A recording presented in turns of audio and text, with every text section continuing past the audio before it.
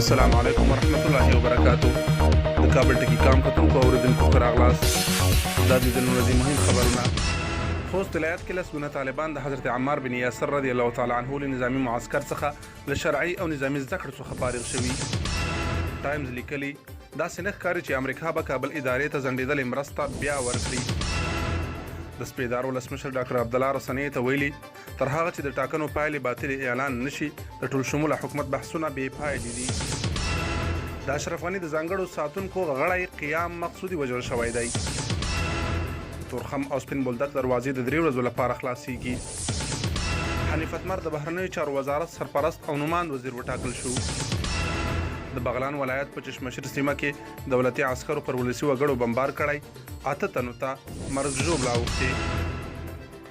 پاکستان له خپلو بندرونو څخه د افغان سوداګرو کاروانونو ته د تیرېدو اجازه ورکړه. امریکا کې د کرونا له امله په تیرو 4 ساعتونو کې نږدې 1500 کسان مړه شوي دي. ایران تور پورې کړی چې د امریکا بندیزونو د کرونا پر ضد د دوی مبارزې ته زیان رسولی دی. د خبرونو پای.